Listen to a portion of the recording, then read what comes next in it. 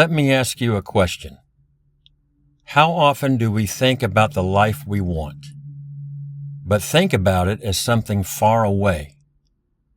Something we hope will happen someday, something we wish for, something we're trying to get.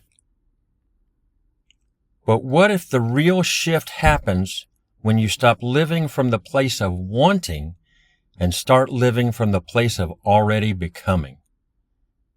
One of the most powerful teachings from Neville Goddard is something called living in the end.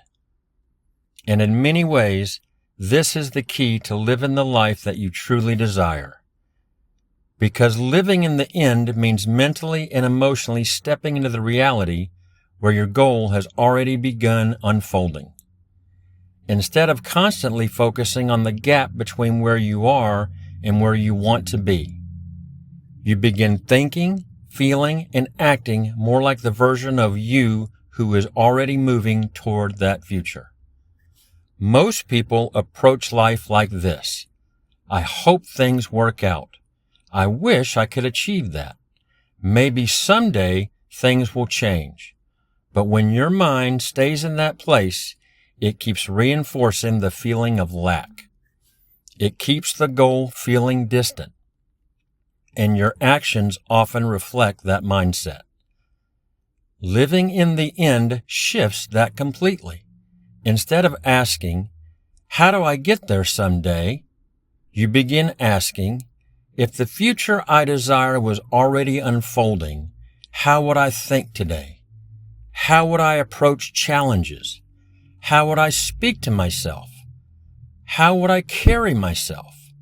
What decisions would I make differently? When you begin thinking from that place, something powerful happens. Your identity begins to shift. And as we talked about earlier in this series, your identity shapes your actions. And your actions shape your results.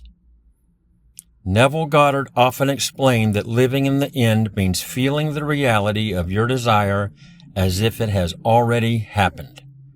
Not pretending in a fantasy sense, but allowing your mind to experience the emotional state of that future, the confidence, the gratitude, the belief that your life is moving in that direction. When you begin living from that state consistently, your focus changes. Your beliefs begin shifting, and your mind begins noticing opportunities that align with that future.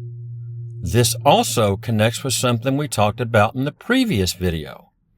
Your brain is constantly filtering reality.